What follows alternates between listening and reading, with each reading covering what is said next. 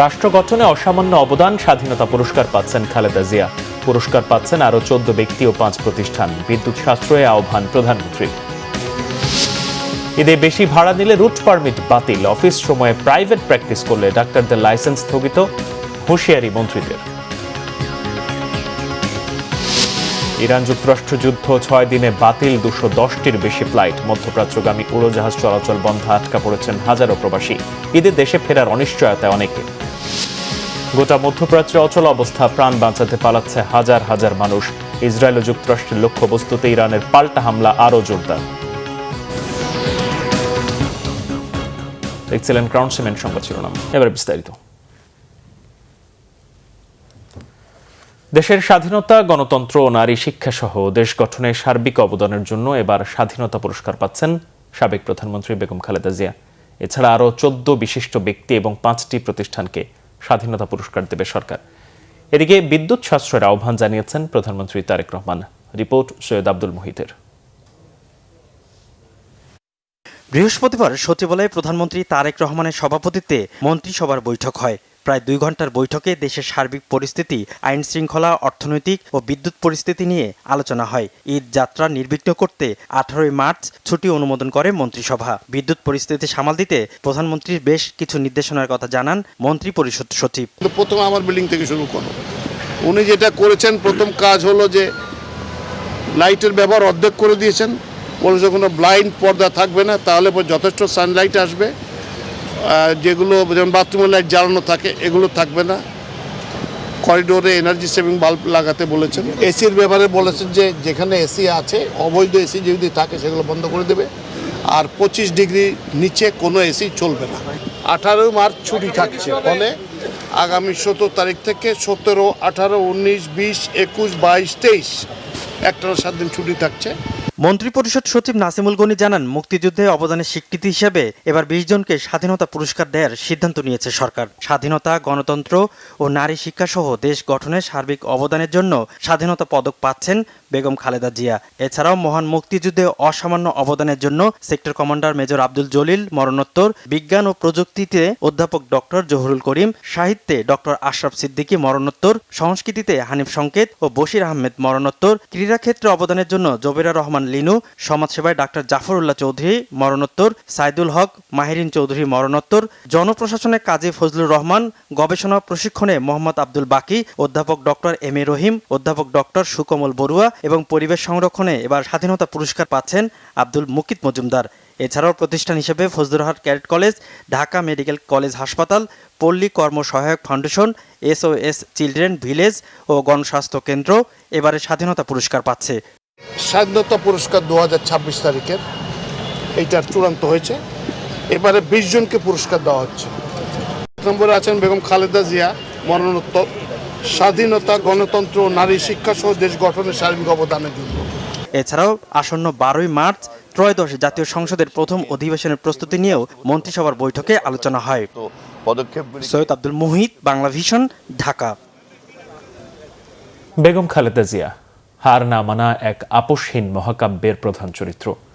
গণতন্ত্রের প্রশ্নে রাজপথে আন্দোলন, সংগ্রাম, অন্যায্য কারাবরণ কোনো কিছুই দমাতে পারেনি তাকে। জনগণের ভালোবাসায় সিক্ত প্রয়াত প্রধানমন্ত্রী এবার পেলেন সর্বোচ্চ রাষ্ট্রীয় সম্মাননা। আপোষহীন এই নেত্রীর পথ চলার কিছুটা জানাচ্ছেন সিকান্দার রেমান। বেগম খালেদা জিয়া 1945 সালের 15 আগস্ট ভারতের জলপাইগুড়িতে জন্মগ্রহণ করেন। তার গ্রামের বাড়ি ফেনী জেলার ফুলগাজীতে। পিতা ব্যবসায়ী ইস্কান্দার মজুমদার ও মা তৈয়বা মজুমদার দিনাজপুরের চন্দনবাড়ির মেয়ে। 3 বোন ও 2 ভাইয়ের মধ্যে তিনি তৃতীয়। খালেদা জিয়ার শৈশব ও কৈশোর পার করেছেন দিনাজপুরে। 1960 সালে দিনাজপুর সরকারি স্কুল থেকে ম্যাট্রিকুলেশনে উত্তীর্ণ হন খালেদা খানম পুতুল। পরে তিনি দিনাজপুর সুরেন্দ্রনাথ কলেজে লেখাপড়া করেন। কলেজে পড়ার সময় তখনকার পাকিস্তান সেনাবাহিনীর ক্যাপ্টেন জিয়াউর রহমানের সঙ্গে তার বিয়ে হয়। 1965 সালে স্বামীর সঙ্গে পশ্চিম পাকিস্তানে যান।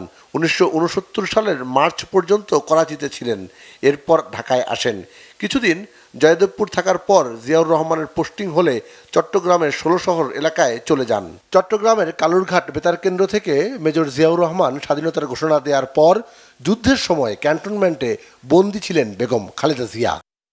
জিয়াউর রহমান খালেদা জিয়া দম্পতির 2 সন্তান তারেক রহমান আর প্রয়াত আরাফাত রহমান কোকো। 1981 সালের 30 মে বিএনপির প্রতিষ্ঠাতা জিয়াউর রহমান চট্টগ্রাম সার্কিট হাউসে কিছু বিপদগামী সেনা সদস্যের হাতে শহীদ হন। স্বামী মারা যাবার আগ পর্যন্ত গৃহবধূ ছিলেন খালেদা জিয়া। জিয়াউর রহমান দেশের প্রেসিডেন্ট হলেও রাজনীতিতে বেগম জিয়ার উপস্থিতি ছিল না। পরে দলের নেতাকর্মীদের অনুরোধে বিএনপির হাল ধরেন তিনি। নীতি ও আদর্শে অটুট থাকায় বেগম জিয়া আপোষহীন নেত্রী হিসেবে পরিচিতি লাভ করেন। খালেদা জিয়া 3 বার বাংলাদেশের প্রধানমন্ত্রী ছিলেন। বিএনপির দায়িত্ব নেয়ার পরপরই নানা প্রতিকূলতার মুখে পড়েন খালেদা জিয়া। দল ঐক্যবদ্ধ রেখে এরশাদের স্বৈরশাসনের বিরুদ্ধে আন্দোলন গড়ে তোলেন। খালেদা জিয়া দক্ষিণ এশীয় আঞ্চলিক সহযোগিতা সংস্থা সার্কের 2 বার চেয়ারপারসনের দায়িত্ব পালন করেন। নির্বাচনের ইতিহাসে বেগম খালেদা জিয়ার একটি অনন্য রেকর্ড হচ্ছে 5টি সংসদ নির্বাচনে 23টি আসনে প্রতিদ্বন্দ্বিতা করে সবকটিতেই তিনি জয়ী হয়েছেন। সেনা সমর্থিত 111-এর তত্ত্বাবধায়ক সরকারের আমলে বেগম খালেদা জিয়াকে 2007 সালের 3 সেপ্টেম্বর গ্রেফতার করা হয়। দীর্ঘদিন কারাবাসের পর তিনি আইনি লড়াইয়ের মাধ্যমে সবকটি মামলায় মুক্তি পান। আওয়ামী লীগ ক্ষমতায় এলে 2010 সালের 13 নভেম্বর বেগম জিয়াকে ক্যান্টনমেন্টের বাড়ি থেকে উচ্ছেদ করা হয়। 2024 সালের 5 আগস্ট ছাত্র জনতার অভ্যুত্থানের মাধ্যমে আওয়ামী লীগ সরকারের পতন হয়। 6 আগস্ট রাষ্ট্রপতির নির্বাহী আদেশে বেগম জিয়াকে সব দণ্ড থেকে পুরোপুরি মুক্তি দেওয়া হয়। 2025 সালের 7 জানুয়ারি রাতে উন্নত চিকিৎসার জন্য কাতারের আমিরের পাঠানো বিশেষ এয়ার অ্যাম্বুলেন্সে বেগম জিয়া ঢাকা ত্যাগ করেন। চিকিৎসা শেষে পরে তিনি 6 মে দেশে ফেরেন। 80 বছর বয়সী বেগম খালেদা জিয়া দীর্ঘদিন ধরে হৃদরোগ, diabetic, arthritis, liver cirrhosis, kidney জটিলতা সহ নানা ধরনের রোগে ভুগছিলেন। পরে অসুস্থ অবস্থায় 2025 সালের 30 ডিসেম্বর ইন্তেকাল করেন বেগম খালেদা জিয়া। মৃত্যুর পর এবার রাষ্ট্রের সর্বোচ্চ পুরস্কার স্বাধীনতা পুরস্কার দিয়ে তাকে সম্মানিত করছে বাংলাদেশ। সিকান্দার রেমান, বাংলা ভিশন, ঢাকা। ঈদের সময় কোনো বাস কোম্পানি অতিরিক্ত ভাড়া নিলে তার রুট পারমিট বাতিল করা হবে বলে জানিয়েছেন সড়ক পরিবহন ও সেতু, রেলপথ এবং নৌ পরিবহন মন্ত্রী শেখ রবিউল আলম। অতীতের যে কোনো সময়ের তুলনায় এবারের ঈদযাত্রা নির্বিঘ্ন হবে। আসন্ন পবিত্র ঈদ উল ফিতর উদযাপন উপলক্ষে যাত্রা নিরাপদ ও নির্বিঘ্ন করতে প্রস্তুতি নিয়ে সচিবালয়ের সড়ক পরিবহন ও মহাসড়ক বিভাগের সভাকক্ষে সভা অনুষ্ঠিত হয়। সভা শেষে সড়ক পরিবহন ও সেতু, রেলপথ এবং নৌ পরিবহন মন্ত্রী শেখ রবিউল আলম বলেন, এবারের ঈদে বাড়তি ভাড়া নেয়ার কোনো সুযোগ নেই। নির্ধারিত ভাড়ার চেয়ে 1 টাকাও বেশি নিলে দৃষ্টান্তমূলক শাস্তি হবে। মন্ত্রী বলেন, ফিটনেসবিহীন কোনো যানবাহন সড়কে চলতে দেওয়া হবে না। যে কোনো দুর্ঘটনা রোধে মহাসড়কে অবৈধ অটোরিকশা নিয়ন্ত্রণের কথাও জানান তিনি। অফিস সময়ে সরকারি হাসপাতালের চিকিৎসকরা ক্লিনিকে বা ব্যক্তিগত চেম্বারে রোগী দেখলে বিএমডিসি নিবন্ধন স্থগিত সহ আরও কঠোর পদক্ষেপ নেওয়া হবে বলে জানিয়েছেন স্বাস্থ্যমন্ত্রী। মহিবুল্লাহ মহিবের রিপোর্টে বিস্তারিত। গত 4 মার্চ শরীয়তপুর 250 শয্যা বিশিষ্ট সদর হাসপাতালের junior consultant Rajesh Majumdar biometric হাজিরা দিয়ে অফিস সময়ে একটি বেসরকারি ক্লিনিকে রোগী দেখতে যান। বিষয়টি ধরা পড়ে একটি বেসরকারি টেলিভিশনের ক্যামেরায়। সংবাদটি নজরে আসে প্রধানমন্ত্রী তারেক রহমানের। স্বাস্থ্যমন্ত্রীকে ডেকে ওই চিকিৎসকের বিরুদ্ধে ব্যবস্থা নেওয়ার নির্দেশ দেন তিনি। 250 শয্যা জেলা সদর হাসপাতালের উনি নিয়মিত। বিষয়টি নিয়ে জরুরি সংবাদ সম্মেলন ডাকেন স্বাস্থ্যমন্ত্রী সরদার মোহাম্মদ সাখাওয়াত হোসেন। জানান, ওই ঘটনায় ডাক্তার রাজেশের বিএমডিসি নিবন্ধন 6 মাসের জন্য স্থগিত করেছে স্বাস্থ্য মন্ত্রণালয়। পাশাপাশি তাকে কেন চাকরি থেকে সাময়িক বরখাস্ত করা হবে না তা 3 দিনের মধ্যে জানাতে কারণ দর্শানোর নোটিশ দেওয়া হয়েছে। আমরা খুব শক্ত অ্যাকশনে গিয়েছি। আমরা 3 ধরনের ব্যবস্থা নিয়েছি। আমরা শুধু ওনাকে বরখাস্ত করার লক্ষ্যে শোকজ নোটিশ করিনি, কারণ এতে উনি প্রাইভেট প্র্যাকটিসও করতে পারবেন, টাকা কামাইতে পারবেন। ওনাকে 6 মাসের জন্য ওনার লাইসেন্স স্থগিত করা হয়েছে। প্র্যাকটিস করতে পারবেন, he won't be able to do any practice for 6 months. Licence স্থগিত করা হয়েছে। আমরা এখান থেকে আরেকটা চিঠি দিয়েছি স্বাস্থ্যসেবাকে, তার বিরুদ্ধে ব্যবস্থা না গ্রহণ, ওইটা করার জন্য, ব্যবস্থা গ্রহণের নিমিত্তে সকল ব্যবস্থা গ্রহণ করার জন্য। সুতরাং আমরা we have taken it very seriously. একই সঙ্গে শরীয়তপুরের সিটি আধুনিক ক্লিনিক অ্যান্ড ডায়াগনস্টিক সেন্টারের সব কার্যক্রম স্থগিত ঘোষণা করা হয়েছে। তবে বর্তমানে চিকিৎসাধীন রোগীরা ছাড়পত্র পাওয়ার আগ পর্যন্ত সেখানে থাকতে পারবেন। প্রতিষ্ঠানটির লাইসেন্স কেন বাতিল করা হবে না তা আগামী 7 কর্মদিবসের মধ্যে জানাতে ক্লিনিকের ব্যবস্থাপনা পরিচালককে নির্দেশ দেওয়া হয়েছে। ভবিষ্যতে এ ধরনের কাজ করলে প্রত্যেকের বিরুদ্ধে কঠোর ব্যবস্থা নেওয়ার হুঁশিয়ারি দেন স্বাস্থ্যমন্ত্রী। উপজেলার স্বাস্থ্য লেভেলে আমাদের অ্যাটেন্ডেন্স বেড়েছে, মেডিসিনের সাপ্লাই প্রত্যেক ইয়ারে সরকার থেকে ফান্ড দেওয়া হয়, আমরা দেখেছি। ওষুধ দিচ্ছে, যেখানে ইরেগুলারিটিস আছে ওগুলি বন্ধ করার জন্য যে আমরা দেখেন অ্যাকশনে যাচ্ছি, এরকম একটা হয়তো অ্যাটেন্ডেন্স ধরছে, আরেকখানে গিয়ে একদিন স্টোর ধরবো, আমরা গোয়েন্দাদের লাগিয়েছি। এখন মানে উই আর ট্রাইং, আমি মুদ্রা কথা একটা আমরা চেষ্টা করতেছি। আপনারাও তো অনেক জায়গায় করেন। হ্যাঁ, নার্সের সংখ্যা, সব নার্সের সংখ্যা কম, অন্যান্য টেকনিশিয়ানের সংখ্যা কম। আমাদের 74,000 পোস্ট বর্তমানে খালি আছে। আমরা আরও 1 লক্ষ নিয়োগ করতে যাচ্ছি ক্যাটেগরি করে। দোয়া করেন, আমরা আশা করি তাড়াতাড়ি আমরা চেষ্টার কোনো ত্রুটি আমাদের নেই। হাসপাতালে দালালের দৌরাত্ম্য বন্ধ করে অল্প খরচে উন্নত সেবা দিতে সরকার কাজ করছে বলে জানান সাখাওয়াত হোসেন। রোগীদের জন্য বরাদ্দ সরকারি ঔষধ বাইরে বিক্রি বন্ধে গোয়েন্দা সহায়তা নেয়ার কথাও জানান তিনি। একটা মিটিং আছে। আসসালাম, মুহিবুল্লাহ মুহিব, বাংলা ভিশন, ঢাকা। আরো 1 লক্ষ তো আমরা নিয়োগ। প্রযুক্তির চলমান দ্রুত পরিবর্তনশীল সময়ে সঠিক ও দায়িত্বশীল তথ্য পরিবেশনের উপর গুরুত্ব আরোপ করেছেন তথ্য সম্প্রচার মন্ত্রী জহিরুদ্দিন স্বপন। এদিকে ঢাকা মেডিকেল স্বাধীনতা পুরস্কার পাওয়ায় উচ্ছ্বাস প্রকাশ করেছেন মন্ত্রীরা। মিসবাহ রহমানের রিপোর্ট। বৃহস্পতিবার রাজধানীর তথ্য ভবনে আয়োজিত ইফতার মাহফিলটি পরিণত হয় মতবিনিময় ও পেশাগত দায়বদ্ধতার আলোচনায়। আয়োজনে অংশ নেন তথ্য ক্যাডারের কর্মকর্তা, বিভিন্ন গণমাধ্যমের প্রতিনিধিরা। এ সময় তথ্যমন্ত্রী বলেন, তথ্য মন্ত্রণালয়কে হতে হবে একটি ডিভাইসের মতো, যেখানে ইনফরমেশন, সফট কন্টেন্ট ও সফট পাওয়ার ইনস্টল করতে হবে। মিনিস্ট্রিকে যদি আমি একটা ডিভাইসের সঙ্গে তুলনা করি, তাহলে এই ডিভাইসটাকে যেভাবে রিক্যালিব্রেট করা দরকার এবং এটা বিল্ট ইন সিস্টেমের মধ্যে যে ধরনের পরিবর্তনগুলি আনা দরকার, সেটা যদি আমরা করতে পারি তাহলে কিন্তু সব ধরনের অ্যাপস যেমন একটা আধুনিক ডিভাইসে ইনস্টল করা যায়, কিন্তু পুরনো ডিভাইসে কিন্তু সেটা করা যায় না। মন্ত্রণালয়কে কিন্তু সেরকম একটা দক্ষ ডিভাইসে পরিণত হতে হবে। এ সময় ভুয়া খবর, গুজব ও অপপ্রচারের বিরুদ্ধে দ্রুত তথ্যভিত্তিক প্রতিক্রিয়ার তাগিদ দেন তথ্যমন্ত্রী। তো প্রধান লক্ষ্য হচ্ছে মানুষের কাছে তথ্য সেবার একটা প্রতিনিয়ত নিয়মিত এটাকে তার কাছে পৌঁছে দেওয়া। আমাদের জন্য চ্যালেঞ্জটা হচ্ছে কিন্তু মিস ইনফরমেশন এবং ডিসইনফরমেশন। এদিন ঢাকা মেডিকেল কলেজ হাসপাতালে সর্বস্তরের কর্মকর্তা, চিকিৎসক, নার্স ও কর্মচারীদের ইফতার মাহফিলে অংশ নেন সরকারের মহিলা, শিশু ও সমাজ কল্যাণ এবং স্বাস্থ্য ও পরিবার কল্যাণ মন্ত্রী। এ সময় মহিলা ও শিশু এবং সমাজ কল্যাণ মন্ত্রী ডাক্তার AZM জাহিদ হোসেন বলেন, ঢাকা মেডিকেল কলেজ হাসপাতালকে স্বাধীনতা পুরস্কারের ঘোষণা করা জাতির জন্য গৌরবের। ঢাকা মেডিকেল কলেজ মনোনীত হয়েছে। ইনশাআল্লাহ আগামী 26শে মার্চ অর্থাৎ মহান স্বাধীনতা এবং জাতীয় দিবসে এই পুরস্কার নিশ্চয়ই ঢাকা মেডিকেল কলেজ এবং হাসপাতাল পরিবার গ্রহণ করবে। এদিকে স্বাস্থ্য খাতকে এগিয়ে নিতে সরকার কাজ করছে বলে জানান স্বাস্থ্য ও পরিবার কল্যাণ মন্ত্রী সর্দার মোহাম্মদ সাখাওয়াত হোসেন। আমরা জাতিকে কিছু পরিবর্তন দেখাতে চাই। আমরা বাংলাদেশের মানুষকে সেই 71-এর মুক্তিযুদ্ধের চেতনা এবং 24-এর ছাত্র জনতার গণ অভ্যুত্থানের যে চেতনা, নতুন বাংলাদেশ গড়ার যে প্রত্যয়, আমরা সেই প্রত্যয়কে সামনে নিয়ে বাংলাদেশটাকে কিছু দেখাতে চাচ্ছি। আমি স্বাস্থ্য মন্ত্রণালয়ের দায়িত্বপ্রাপ্ত মন্ত্রী। দেশের প্রাচীন ও বৃহৎ এই প্রতিষ্ঠান সবসময় রোগীদের সেবা দিতে প্রস্তুত বলেও জানান বক্তারা। মানুষদেরকে আমরা সেবা দিই। Misbah Rahman, Bangla vision, Dhaka. Iran Israel যুদ্ধের প্রভাবে টানা 6 দিনের মতো বন্ধ রয়েছে মধ্যপ্রাচ্যগামী উড়োজাহাজ চলাচল। এ পর্যন্ত বাতিল হয়েছে 210টির বেশি ফ্লাইট। ফ্লাইট বিপর্যয়ের চরমে ওঠায় আটকা পড়েছেন হাজারো প্রবাসী। ঈদের ছুটিতে দেশে ফিরতে ব্যাকুল প্রবাসীরাও আছেন উদ্বেগ উৎকণ্ঠায়। এ অবস্থায় 2-1টি বিশেষ ফ্লাইটে দুবাই থেকে কিছু যাত্রী চলাচল করলেও বেশিরভাগ যাত্রী জানেন না কবে ফিরতে পারবেন নিজ ঠিকানায়। আরও জানাচ্ছেন জিয়াউল হক সবুজ। যুদ্ধের উত্তাপ মধ্যপ্রাচ্যে ছড়িয়ে পড়ায় বাংলাদেশ থেকে বন্ধ প্রায় কাতার, দুবাই, সৌদি আরব সহ বেশিরভাগ দেশের উড়োজাহাজ চলাচল। এই অবস্থায় কবে কাজে ফিরতে পারবেন তা নিয়ে চরম দুশ্চিন্তায় হাজারো প্রবাসী। ফ্লাইট মিস মানে একটা ফ্যামিলির উপরে সম্পূর্ণ ভরণ পোষণ তার উপরে থাকে।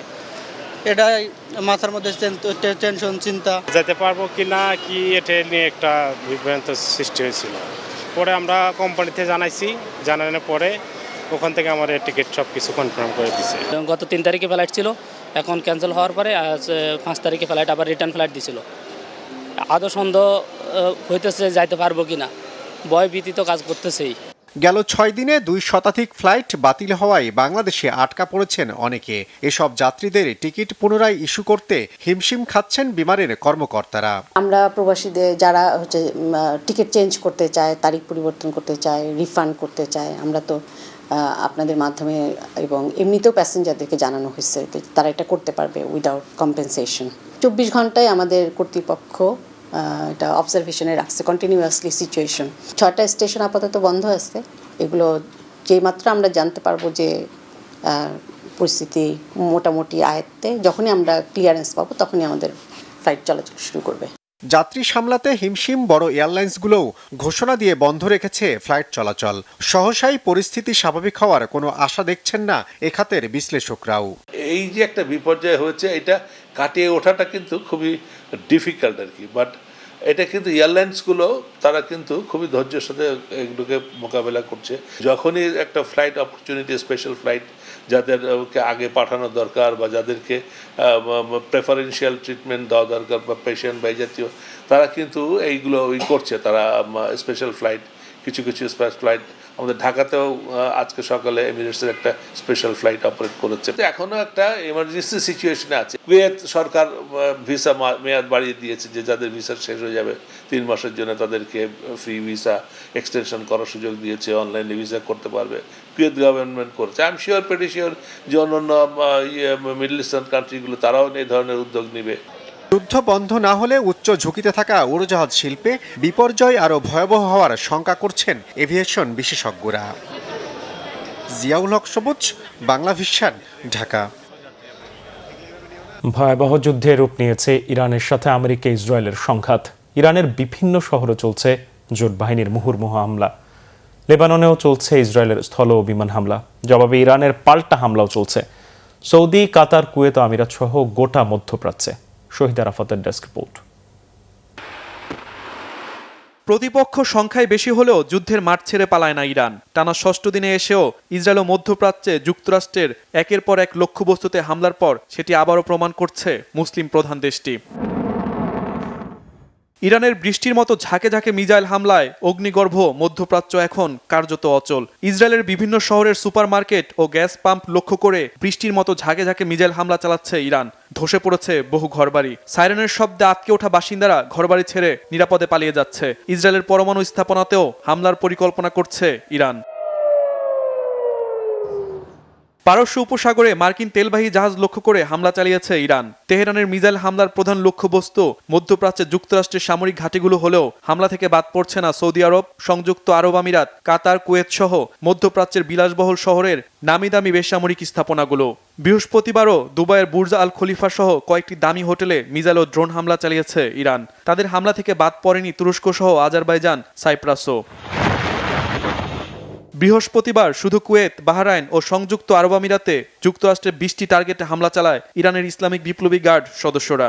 মিসাইল হামলা হয় কাতারের রাজধানী দোহায়। কয়েক দফা বিস্ফোরণের পর দেশটির সরকার জরুরি সতর্কতা জারি করে। বন্ধ করে দেওয়া হয় বিভিন্ন দেশের শিক্ষা প্রতিষ্ঠান। কুয়েত, বাহরাইন সহ কয়েকটি দেশ মিসাইল প্রতিহত করার দাবি তুলেছে।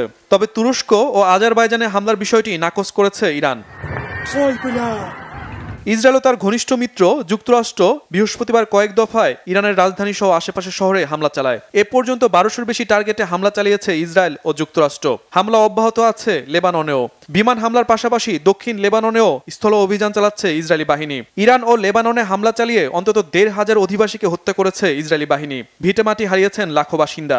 শুধু লেবাননে বাস্তুচ্যুত হয়েছে 3 লাখের বেশি মানুষ। সিনেটে অনুমোদনের পর হামলা আরও নৃশংস করেছে ডোনাল্ড ট্রাম্পের দেশ আমেরিকা।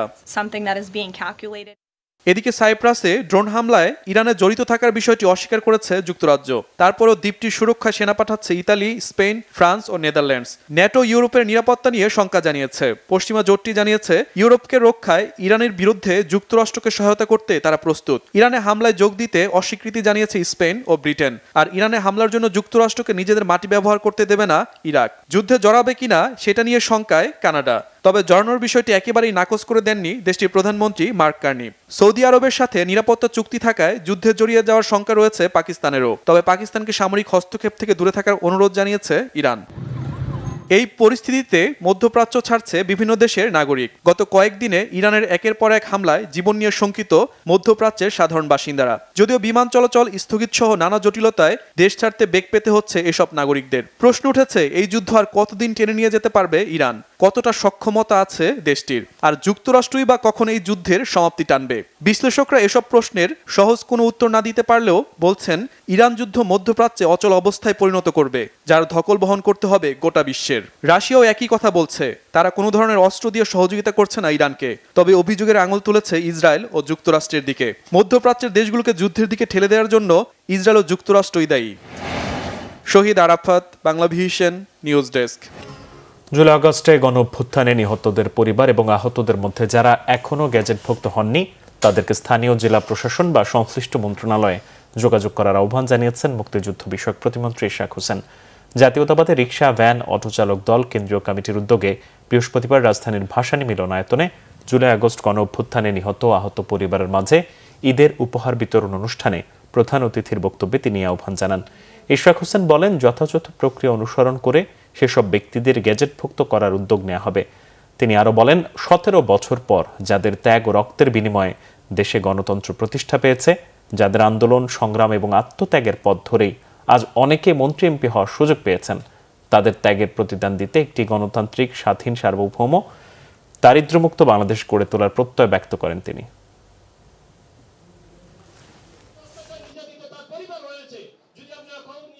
পরিবার যারা শহীদ হয়েছে তাদের রক্তের উপরে দাঁড়িয়ে বাংলাদেশ আজকে গণতন্ত্র প্রতিষ্ঠা পেয়েছে, আমরা মন্ত্রী, এমপি হতে পেরেছি। সেটার জন্য আমি আপনাদের শুধু কৃতজ্ঞতা জানাইলে হবে না, আমি দোয়া করি যাতে যারা শহীদ হয়েছে, যে কারণে তারা আন্দোলন সংগ্রামে রাজপথে নেমে এসেছিলেন, যে কারণে তারা শহীদ হয়েছে, সেটা যাতে আমরা প্রতিদানটা দিতে পারি। আহাজারি না করে আপনাদের এই শোককে শক্তিতে রূপান্তর করেন। আগামী দিনে আপনাদের এই শোককে শক্তিতে রূপান্তর করে, যে কারণে আপনাদের পরিবারের সদস্যরা বুকের তাজা রক্ত রাজপথে ঢেলে দিয়েছিল, সেই বাংলাদেশ যাতে আমরা করতে পারি, সেটার জন্য আপনারা আমাদেরকে সহযোগিতা করবেন। 4 তরিকার পীর এবং সারসিনা দরবার শরীফের খলিফা সুফি আহমদুল্লাহ রহমতুল্লাহ আলাইহির বাৎসরিক মাহফিল অনুষ্ঠিত হয়েছে। সুফি আহমদুল্লাহর 73তম এবং তার পুত্র মৌলভী মুসলিম উদ্দিনের 27তম ওফাত দিবস উপলক্ষে বরিশালের গৌরনদীর দক্ষিণ বিজয়পুরের মাজার প্রাঙ্গণে এই মাহফিল অনুষ্ঠিত হয়। গতকাল বাদ আসর থেকে শুরু হয় মাহফিলের কার্যক্রম। বিপুল সংখ্যক মুসল্লি ইফতারে অংশ নেন। পরে তারাবির নামাজের পর শুরু হয় বয়ান। মাহফিলে প্রধান অতিথি ছিলেন সারসিনা শরীফের মেঝপীর আলহাজ হজরত মাওলানা শাহ মুস্তাকিম বিল্লাহ সিদ্দিক। সভাপতিত্ব করেন সুফি সাহেবের নাতি ডাক্তার ABM হাসান। মাহফিলে ইসলামী জীবন বিধানের নানা দিক নিয়ে রাতভর আলোচনা হয়। সংবাদ শেষ করব ক্রাউন সিমেন্ট শিরোনামগুলো আরও একবার জানিয়ে। রাষ্ট্র গঠনে অসামান্য অবদান, স্বাধীনতা পুরস্কার পাচ্ছেন খালেদা জিয়া। পুরস্কার পাচ্ছেন আরও 14 ব্যক্তি ও 5 প্রতিষ্ঠান। বিদ্যুৎ সাশ্রয়ে প্রধানমন্ত্রীর আহ্বান। ঈদে বেশি ভাড়া নিলে রুট পারমিট বাতিল। অফিস সময়ে প্রাইভেট প্র্যাকটিস করলে ডাক্তারদের লাইসেন্স স্থগিত, হুঁশিয়ারি মন্ত্রীদের। ইরান যুক্তরাষ্ট্র যুদ্ধ, 6 দিনে বাতিল 210টির বেশি ফ্লাইট। মধ্যপ্রাচ্যগামী উড়োজাহাজ চলাচল বন্ধে আটকা পড়েছেন হাজারো প্রবাসী। ঈদে দেশে ফেরার অনিশ্চয়তায় অনেকে। গোটা মধ্যপ্রাচ্য অচল অবস্থা, প্রাণ বাঁচাতে পালাচ্ছে হাজার হাজার মানুষ। ইসরায়েল ও যুক্তরাষ্ট্রের লক্ষ্যবস্তুতে ইরানের পাল্টা হামলা আরও জোরদার। এখনকার মতো পরের সংবাদ সকাল 10টায়। এর আগে 9টা রয়েছে নিউজ টপ 10 দেখার আমন্ত্রণ রইল। সবাইকে ধন্যবাদ।